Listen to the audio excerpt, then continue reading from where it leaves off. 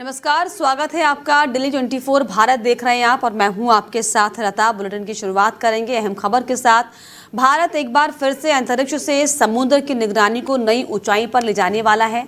इसमें 2 नवंबर 2025 को इसरो अपने ताकतवर रॉकेट LV-M3M5 से CMS-03 संचार उपग्रह लॉन्च करेगा। 4400 किलोग्राम वजनी ये उपग्रह भारत का अब तक का सबसे भारी संचार सैटेलाइट है, जो कि भारतीय नौसेना के लिए समुद्र की आंख साबित होगा। वहीं लॉन्च श्रीहरिकोटा के सतीश धवन अंतरिक्ष केंद्र से शाम करीब 5:30 बजे होगा। ये रॉकेट पहले चंद्रयान 3 मिशन को सफलतापूर्वक लॉन्च कर चुका है। अब इसकी 5वीं उड़ान से भारत की सामरिक और संचार शक्ति को नई दिशा मिलने वाली है। CMS-03 उपग्रह का उद्देश्य हिंद महासागर और आसपास के समुद्री इलाकों में सुरक्षित एन्क्रिप्टेड संचार प्रणाली को मजबूत बनाना है। ये वायुसेना और नौसेना के बीच बेहतर रियल टाइम कोऑर्डिनेशन सुनिश्चित करेगा, ताकि किसी भी आपात या फिर सैन्य अभियान के दौरान तुरंत प्रतिक्रिया दी जा सके। ऑपरेशन सिंदूर 2.0 के तहत ये मिशन भारत की समुद्री निगरानी और खुफिया क्षमता को बढ़ाएगा। इस उपग्रह से भारत की नेवी नेटवर्किंग, मिसाइल गाइडेंस और इलेक्ट्रॉनिक इंटेलिजेंस सिस्टम को अभूतपूर्व ताकत मिलेगी। इस लॉन्च के सफल होने पर भारत न केवल अपने रक्षा संचार नेटवर्क को स्वदेशी तकनीक से सुरक्षित बनाएगा, बल्कि हिंद महासागर में अपनी रणनीतिक बढ़त भी मजबूत करेगा। तो भारत के लिहाज से बहुत बड़ी खबर। ऑपरेशन सिंदूर 2.0 से नौसेना की ताकत बढ़ेगी। और इसी पर ज़्यादा बातचीत के लिए हमारे मैनेजिंग एडिटर रमेश ठाकुर जी जुड़ गए। रमेश जी, जिस तरीके से अब जो भारत की अब ये नई ताकत ऑपरेशन सिंदूर 2.0 के जरिए दिखने वाली है, साफ समझा जाए कि अब दुश्मन जो देश है उनके छक्के छूटने वाले हैं। देखिए, किसी भी देश की नौसेना, थलसेना, जलसेना अगर मजबूत होती है तो उसका उस देश का रहने वाला एक एक व्यक्ति अपने आप को सुरक्षित महसूस करता है। इस कड़ी में अगर हम देखें, चाहे ऑपरेशन सिंदूर हो या उससे पहले जितने भी हमने ऑपरेशंस किए हैं, एयरलिफ्ट किए हैं, जहां भारतीय कहीं किसी विदेशों में फंसे हैं, कोई आपात स्थिति आई है, तो उन सबको करने में ये सारा विंग हमेशा से काम करता आया है। ये 5वीं मर्तबा होगा जब से रॉकेट को धरती से ऊपर के लिए लॉन्च करा जाएगा।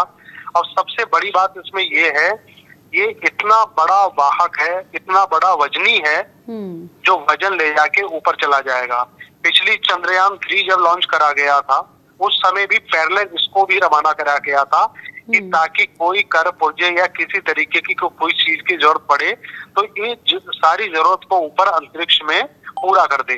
अब क्योंकि 2030 तक हमारा स्पेशल एक स्पेस में सेंटर स्टेशन हमारा बनने वाला है, जिसमें अभी अब क्या होता था, हमारे जो भी रॉकेट होते थे और जब ऊपर उतारते थे, जो जैसे अमेरिका का नासा का बना हुआ है स्पेस सेंटर, तो उसकी हम मदद लेंगे। लेकिन आने वाला वक्त ये होगा कि हम स्वदेशी हो जाएंगे, आत्मनिर्भर हो जाएंगे। हमारा भी एक अंतरिक्ष स्टेशन वहां पे होगा। अब बात आ जाती है इस रॉकेट को। ये रॉकेट अगस्त में ही लॉन्च किया जाना था, लेकिन कुछ तकनीकी खामियों की वजह से इसको रोका गया। तो अब उसकी जो डेट मुकर्रर हुई है, कल इसको छोड़ा जाएगा। तो तकरीबन सारी जो तैयारियां हैं वो पूरी हो चुकी हैं और कोई ऐसी बात नहीं है कि किसी तरीके से कोई दिक्कत है। देखो, नासा के बाद इसरो दूसरा स्पेस ऐसा हब बन चुका है जिसकी ओर पूरी दुनिया देख रही है। जापान भी देख रहा है, चाइना भी देख रहा है। उनको पता है अगर नासा का अगर कोई टक्कर दे रहा है तो भारत का इसरो है। तो इसरो किसी भी सूरत में पीछे नहीं है, चाहे छोटा रॉकेट हो या बड़ा हो, किसी भी तरीका को, वो सारे के सारे मैकिंग कर पुर्जे वगैरह भारत में निर्मित हो रहे हैं। और भारत के वैज्ञानिक इतने सक्षम हो गए हैं, वो हर चीज को बनाने में आज सक्षम है और कहीं कोई दिक्कत नहीं आ रही है। बिल्कुल, जाहिर तौर पर ये भी समझे जी कि इसरो का जो ये अब नया मिशन जो लॉन्च हो रहा है, जाहिर तौर पर ये जो स्पेस की दुनिया में एक भारत के लिए जो है एक नया अध्याय गढ़ने को तैयार है स्पेस डिफेंस में। इसमें कोई दो राय नहीं है, क्योंकि जो झंडे हमने गाड़ने थे स्पेस को लेके वो हम गाड़ चुके हैं, उसमें बताने की जरूरत नहीं है। बस अब हम जो करते हैं उस पे दुनिया तमाशा के तौर पे, और क्या कहते हैं ना, एक बंदर जब अपना नाच दिखाता है तो दूसरे लोग सिर्फ तालियां बजाते हैं। तो सिर्फ पूरी दुनिया ऐसा कर रही है। जब हम लोग कुछ भी करते हैं तो पाकिस्तान घर में घुस जाता है। पाकिस्तान देखता है कि काश हमारे पास भी इतनी शक्ति हो कि हम ऐसा कर पाए। ऑपरेशन सिंदूर में देखा ना, हम तो अकेले लड़ रहे थे, हमारे पास किसी का सहयोग था नहीं और हमें सहयोग की जरूरत नहीं है। अब उनको चाइना से लेके तुर्की से लेके किस किस देशों का सहयोग उनको लेना पड़ा।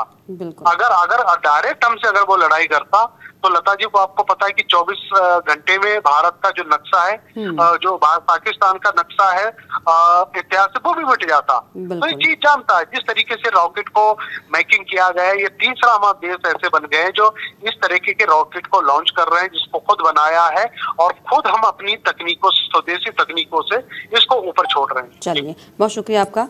तो आपको बता दें कि जिस तरीके से तमाम जो दुश्मन देश भारत में आंख डालने की जो कोशिश और साजिश करते हैं, उनके सामने दरअसल ये बहुत बड़ा तोहफा कह सकते हैं भारत की तरफ से, क्योंकि इससे पहले जो है ऑपरेशन सिंदूर के जरिए किस तरीके से जो है पाकिस्तान के छक्के छुड़ाने का काम भारत ने और भारतीय सेना ने किया, ये पूरी दुनिया ने देखा। और अब जिस तरीके से जो नया ऑपरेशन अब लॉन्च करने की तैयारी, नया मिशन जो है लॉन्च करने की तैयारी, ये जाहिर तौर पर जो है भारत के लिए और स्पेस डिफेंस में जो एक नए अध्याय के तौर पर देखने को मिलेगा। आंध्र प्रदेश के श्रीकाकुलम जिले के काशी बुग्गा स्थित श्री वेंकटेश्वर स्वामी मंदिर में शनिवार सुबह एक दर्दनाक हादसा हुआ। कार्तिक एकादशी के अवसर पर दर्शन के लिए उमड़ी भारी भीड़ के बीच भगदड़ मचने से कम जो है 10 लोगों की मौत हो गई, जबकि दर्जनों अन्य घायल हो गए। हादसा दरअसल करीब 11:30 बजे के आसपास हुआ, जब मंदिर के प्रवेश और निकास द्वार पर भक्तों की भीड़ बेकाबू हो गई। कई लोग गिर पड़े और भगदड़ में कुचल गए। स्थानीय पुलिस के अनुसार भीड़ का प्रबंधन न होने और सुरक्षा इंतजामों की कमी के चलते ये घटना घटी है। मृतकों में महिलाएं और बच्चे शामिल हैं, जबकि घायलों को जो है पास के अस्पतालों में भर्ती कराया गया है। वहीं मौके पर प्रशासन और रेस्क्यू टीमों ने राहत कार्य जो है वो शुरू कर दिया है। इसके अलावा प्रधानमंत्री नरेंद्र मोदी ने इस घटना पर गहरा दुख व्यक्त किया। पीएमओ की ओर से जारी बयान में यह कहा गया कि श्रीकाकुलम आंध्र प्रदेश के वेंकटेश्वर स्वामी मंदिर में हुई भगदड़ से गहरा दुख है। मेरी संवेदनाएं उन परिवारों के साथ है जिन्होंने अपने परिजनों को खोया है। वहीं घायलों के शीघ्र स्वस्थ होने की कामना करता हूं। पीएम मोदी ने प्रधानमंत्री राष्ट्रीय राहत कोष से मृतकों के परिजनों को 2 लाख रुपए और घायलों को 50,000 रुपए की आर्थिक सहायता देने की घोषणा की है। मुख्यमंत्री एन चंद्रबाबू नायडू ने भी संवेदनाएं व्यक्त की हैं और हादसे की जांच के आदेश दिए गए हैं।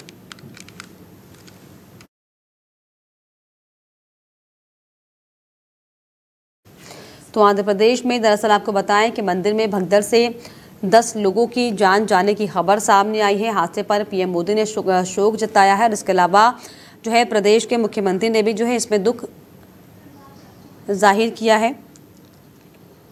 और इसी पर ज़्यादा जानकारी के लिए मेरी संवाददाता अनीता मेरे साथ जुड़ गई है। अनीता, जिस तरीके से मंदिर में ये हादसा हुआ, 10 लोगों की जान चली गई, फिलहाल क्या अपडेट मिल रही है? हालांकि पीएम मोदी ने भी इसमें दुख जताया है।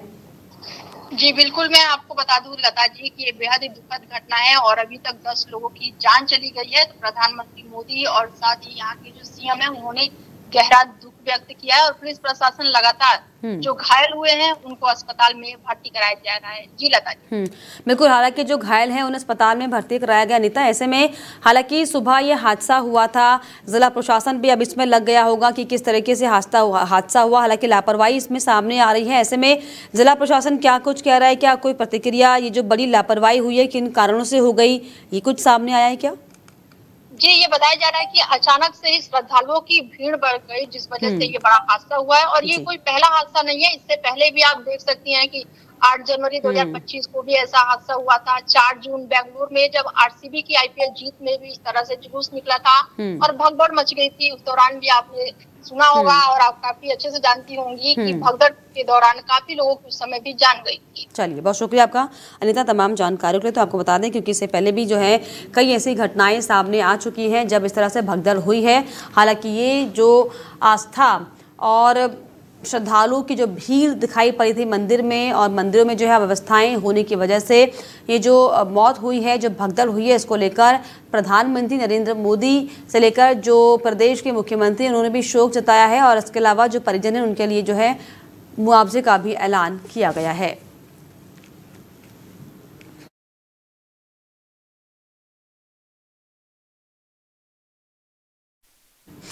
पश्चिम बंगाल में एक बार फिर से राजनीतिक तापमान बढ़ने वाला है। मुख्यमंत्री ममता बनर्जी की पार्टी तृणमूल कांग्रेस ने घोषणा की है कि वो 4 नवंबर को पूरे राज्य में एसआईआर के खिलाफ जोरदार प्रदर्शन करेंगी। टीएमसी का आरोप है कि यह प्रक्रिया वोटर लिस्ट से उनके समर्थकों के नाम हटाने की साजिश है।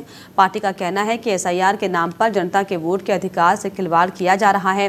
इस विरोध प्रदर्शन में खुद मुख्यमंत्री ममता बनर्जी और अभिषेक बनर्जी भी शामिल होंगे। पार्टी कार्यकर्ताओं को निर्देश दिया गया कि वे जिला और ब्लॉक स्तर पर सड़कों पर उतरें और लोकतंत्र बचाने की आवाज़ उठाएं।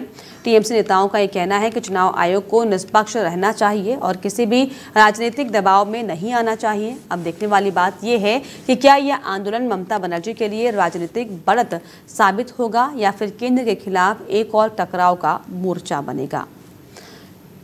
तो एसआईआर के खिलाफ सड़कों पर जो है टीएमसी उतरेगी। 4 नवंबर को एसआईआर के खिलाफ प्रदर्शन होगा।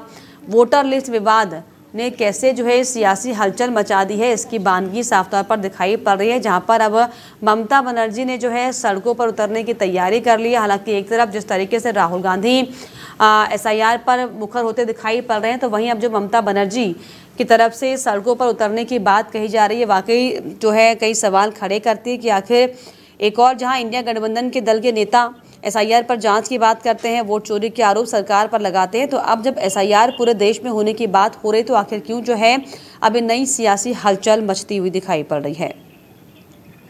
और इस पर ज़्यादा बातचीत के लिए टीएमसी नेता सुमित मेहरोत्रा मेरे साथ जुड़ गए हैं। सुमित जी, बहुत बहुत स्वागत आपका डिले 24 भारत में।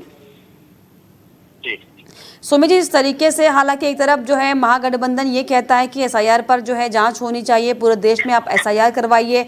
अब जब एसआईआर की बात हो रही तो फिर ममता बनर्जी कह रही हैं कि वो सड़कों पर उतरेंगी। देखिए लता जी, एसआईआर की आड़ में जिस तरीके से भाजपा गेम करना चाहती है, चाहे बंगाल हो, चाहे बिहार हो, चाहे वह उत्तर प्रदेश हो, कहीं का भी राज्य हो, मुझे आप बताइए केवल बिहार बंगाल में लेकर के ही क्यों ये चीजें हो रही हैं। और भी तो राज्य है, क्यों नहीं इस तरीके की होती। पर इनको ये डर है कि हम कहीं ना कहीं जैसे जिस तरीके से आज ये बिहार में चुनाव हारने की ओर है, उसी तरीके से बंगाल भी इनका हाथ से निकलेगा, क्योंकि जनता इनसे अब पूरे देश की जनता इनसे तृप्त हो चुकी है। आने वाले दिनों में जिस तरीके से महंगाई की बात नहीं करते हैं, आपके बेरोजगारी की बात नहीं करते हैं, तो हम लोग ये देखा है हम लोगों ने कि जिस तरीके से ये एसआईआर के लिए हो रहा है कि ठीक है हम लोग विरोध कर रहे हैं, हम लोग विरोध भी तो इसी कर रहे हैं कि जो मौजूदा नाम है उनको आप काटना चाहते हैं, अपने नाम बढ़ाना चाहते हैं, उसमें ये नहीं होना चाहिए। और चुनाव आयोग निष्पक्ष तरीके से जांच करे, निष्पक्ष तरीके से काम करे, ना कि किसी की कठपुतली बन के काम करे। लेकिन सुमित जी, एसआईआर तो पूरे देश में होगा, तो बंगाल और उत्तर प्रदेश की हालांकि आप जो जिक्र कर रहे हैं, न सिर्फ बंगाल में बल्कि देश के हर राज्य में एसआईआर जो है किया जाएगा, जांच होगी वोटों की। फिर आपत्ति बंगाल के लिहाज से नहीं, बंगाल के लिए इसलिए तरीके से है, केवल चुनाव है तो मुझे आप बताइए ना, केवल चुनाव के तरीके से अभी बंगाल का भी आने वाला है, बिहार का भी होगा। बिहार में आपको करना था, उत्तर प्रदेश करते ना, आप गुजरात करते, क्यों नहीं करा? पर नहीं, इन्हें बंगाल में जिस तरीके से वोटर लिस्ट से नाम काटने, बिहार में क्या हुआ था? बिहार में भी तो विरोध हुआ था। मुझे बताइए, बिहार में जिस तरीके से इन्होंने नाम काटने का, जो 65 लाख परिवारों को नाम काटे, तो आज तक लिस्ट नहीं दी इन्होंने, क्यों नहीं दी? चुनाव आयोग कहीं ना कहीं निष्पक्ष काम नहीं कर रहा है, भाजपा के संग मिलकर के काम कर रहा है। हम चाहते हैं चुनाव आयोग कठपुतली बनकर के काम ना करे, एसआईआर करना करिए, पर जो सही नाम है उन्हें आप रहने दीजिए, गलत नामों को काटिए, जो मर चुके हैं उनको नामों को। चलिए, भले आप ये कह रहे होंगे कि बंगाल पर जो है खास नजर चुनाव आयोग की है, लेकिन अगर रास्ता साफ है, अगर टीएमसी का कोई या फिर कोई भी इस तरीके से जो है लापरवाही नहीं हुई है, हिला हवाली अगर नहीं हुई है, तो फिर आप एसआईआर कराने दीजिए, दूध का दूध और पानी का पानी हो जाने दीजिए। नहीं तो हम लता जी, हम फिर वही बात कह रहे हैं, एसआईआर करिए। एसआईआर की आड़ में, चाहे एनआरसी की आड़ में, जिस तरीके से आप पूरे देश में एक विरोध प्रदर्शन करना चाहते हैं, लोगों को आपस में लड़वाने की बात हो रही है, हम चाहते हैं अमन चैन बना रहे इस देश में, भाईचारा बना रहे, भाईचारा कायम रहे। जो एनआरसी की बात हुई थी, एनआरसी में भी यही चीजें सामने आई थी, एनआरसी की उसमें भी यही चीजें सामने आई थी, और एसआईआर में भी यही चीज देखी गई है कि बंगाल को लेकर के जिस तरीके से ये काम करना चाहते हैं, जो जानकारियां प्राप्त हुई हैं माननीय ममता दीदी को, क्यों विरोध कर रहे हैं, क्यों करना उतर रही हैं वो, इसीलिए तो उतर रहे हैं कि जिस तरीके से आप एसआईआर की आड़ में जो नाम उनके हैं, जो मौजूदा लोग हैं, जो वोटर्स हैं वहाँ के, उनको काट छाट करना, चुनाव आयोग कठपुतली बन के काम कर रहा है। हम यही कहना चाह रहे हैं, कठपुतली बन के काम कर रहा है चुनाव आयोग। एसआईआर करे ना, एसआईआर करे, कोई दिक्कत नहीं है। जो सही चीजें, जो लोग मरे हुए हैं उनका डाटा तो आपके पास ऑलरेडी होगा भाई। आधार कार्ड है, आधार कार्ड से आप सारा डाटा उठा सकते हैं, आधार कार्ड से आप सब कुछ कर सकते हैं। पर नहीं, पर इन्हें FIR की आड़ में भाजपा को कहीं ना कहीं फायदा पहुंचाने का काम करना है। चलिए सुमित जी, बहुत शुक्रिया। हाँ बिल्कुल, अगर आप ये कह रहे हैं कि हालांकि जो है SIR के आड़ में सिर्फ और सिर्फ जो है गलत तरीके से जो है वोट का इस्तेमाल करने की ये कोशिश की जा रही है। हालांकि देखने वाली बात होगी कि SIR अगर होता है तो क्या जो है किस किस प्रदेश से निकलकर सामने आता है। फिलहाल आपने समय दिया, बहुत शुक्रिया आपका सुमित जी। तो आपको बता दें कि लगातार जो है पूरे देश में SIR को कराने को लेकर अब जो सियासी हलचल दिखाई पड़ रही है, उसी कड़ी में अब TMC भी जो है सड़कों पर उतरने की तैयारी कर रही है, जिसमें ममता बनर्जी ने कहा है कि ये जो गलत तरीके से आंकड़ों को पेश करने की कोशिश करने की फराक में चुनाव आयोग है, इसके खिलाफ जो है प्रदर्शन होगा। और इसी कड़ी में 4 नवंबर को जो है SIR के खिलाफ प्रदर्शन करने की बात TMC की तरफ से की गई है।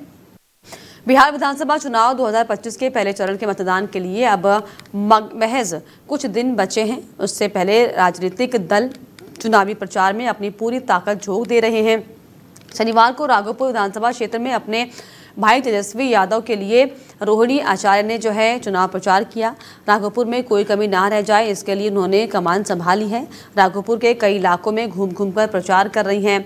अपने भाई तेजस्वी यादव के लिए जो है उन्होंने वोट की अपील की है। इसके अलावा रोहिणी ने ये भी कहा कि सब जो है बहुत एक्साइटेड हैं, युवाओं में जोश है।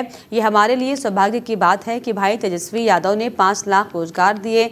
वो डिप्टी चीफ मिनिस्टर रहते हुए भी इतना जो है कर पाए, तो सोचिए मुख्यमंत्री बनेंगे तो वो कितने कामयाब हो पाएंगे। इसके अलावा उन्होंने ये भी कहा कि 20 साल से बिहार ने देख लिया है कि क्या हुआ है, अब तेजस्वी को मौका मिलना चाहिए।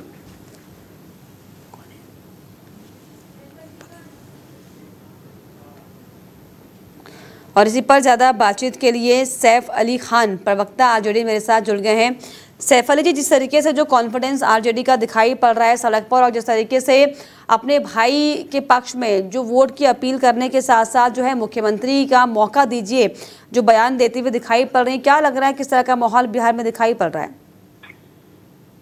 ऐसा लग रहा है कि पिछली बार हम कुछ सीटों से और कुछ % वोटों से हम चूक गए थे। इस बार जनता हमें पूर्ण बहुमत देगी और 2/3 से ज्यादा सीटें हमें आ रही है महागठबंधन को। लेकिन जिस तरीके से तो से तेज प्रताप और तो से तेजस्वी की जो जंग दिखाई पड़ रही है बिहार में, क्या लगता है कि इसका असर पड़ेगा कई सीटों पर? क्योंकि चाहे यादव वोट की बात करें, मुस्लिम वोट की बात करें, तो जो वोट बट गए हैं वोट बैंक, इसका नुकसान कहीं लगता है आरजेडी को? इस बार हमारे पास जो पिछड़े और दलितों का इतना बड़ा वोट बैंक जो 95 और 2000 में हमसे अलग हुआ था, वो एक साथ हमारे साथ जुड़ा है। जो अगड़ी जाति के गरीब लोग हैं, जो लोग चाहते हैं कि देश में, हमारे प्रदेश से पलायन रुके, हमारे प्रदेश में जो दूसरे कोने में लोग काम कर रहे हैं वो आके बिहार में नौकरी करें, वो लोगों का तेजस्वी जी के प्रति उत्साह है। और तेज प्रताप जी कहीं कोई फैक्टर नहीं है, उनको घर से निकाला गया, उसका वो बदला ले रहे हैं कि हम कुछ सीटें हम हराने की कोशिश करेंगे, लेकिन दूर दूर तक उनकी अपनी सीट जीतने के कोई चांसेस नहीं है दूर दूर तक। जी चलिए, भले आप ये कह रहे हो कि वो अपनी सीट, हालांकि महुआ सीट से जो चुनाव लड़ रहे हैं, ऐसे में सैफ अली जी एनडीए की तरफ से भी बयान आ रहा है कि इस बार की जो चुनाव की आंधी है एनडीए के पक्ष में है, लालटेन तो हवा में उड़ जाएगा, पता भी नहीं चलेगा। तो आप पब्लिक मीटिंग का वीडियो देखिए ना। पब्लिक मीटिंग में जो हमारे यहाँ भीड़ है, भीड़ में जो उत्साह है तेजस्वी यादव जी के लिए, राहुल गांधी के लिए, इवन अभी अखिलेश यादव जी भी यात्रा पे निकले हैं, उनको देखने में जो भीड़ आ रही है वो कहीं 20,000 कहीं 30,000 भीड़ एक क्षेत्र में, एक कस्बे में जुड़ रही है। और हमारे मुख्यमंत्री जा रहे हैं वहाँ कुर्सियां खाली है, प्रधानमंत्री जा रहे हैं वहाँ 90% कुर्सियां खाली, 10-20% भी कुर्सियां नहीं भरी है। लोग मौसम का बहाना बनाए, लेकिन हमारे यहाँ भी वही मौसम है, तो हमारे नेताओं के यहाँ जो भीड़ लग रही है और लोगों का उत्साह देख के ऐसा लग रहा है कि महागठबंधन की सरकार 2/3 बहुमत से बनेगी। चलिए, बहुत शुक्रिया आपका सैफ अली जुड़ने के लिए। तो हालांकि देखने वाली बात होगी कि महागठबंधन की सरकार जो है आती है या फिर नहीं बिहार में, लेकिन जिस तरीके से जो नेताओं की रैलियां हैं, जनसभाओं का दौर है वो जारी, और इसी कड़ी में जो है रोहिणी यादव भी अपने भाई के लिए जनसभा करने के लिए जनता के बीच पहुंची थी, जहां पर उन्होंने कहा कि अगर तेजस्वी यादव को मौका मिलता है मुख्यमंत्री का तो वो जो है जनता के लिए बेहतर काम करेंगे और एक अच्छे मुख्यमंत्री बनकर दिखाएंगे।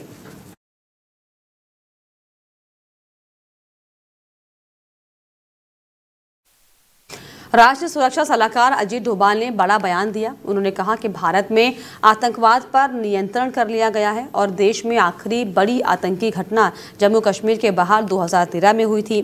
सरदार पटेल स्मारक व्याख्यान में बोलते हुए उन्होंने दरअसल ये कहा कि तथ्य तो तथ्य है, उन पर विवाद नहीं किया जा सकता। इस देश में आतंकवाद का प्रभावी ढंग से मुकाबला किया गया है। 1 जुलाई 2005 को आतंकवाद की एक बड़ी घटना हुई थी और 2013 में देश के भीतरी इलाकों में जो है आखिरी घटना हुई। हालांकि उन्होंने ये भी कहा कि इसमें जम्मू कश्मीर शामिल नहीं है। वहीं NSA डोभाल ने ये भी कहा आगे कि जम्मू कश्मीर पाकिस्तान के लिए जो है छद्म युद्ध या फिर गुप्त युद्ध का अखाड़ा रहा है।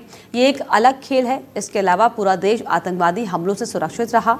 इसके लिए प्रयास किए गए हैं, लोगों को गिरफ्तार किया गया, विस्फोटक बरामद किए गए। डोभाल ने यह भी कहा कि दुश्मनों की गतिविधियां जारी रहने के बावजूद अंदरूनी इलाकों में कोई भी आतंकी हमला नहीं हुआ।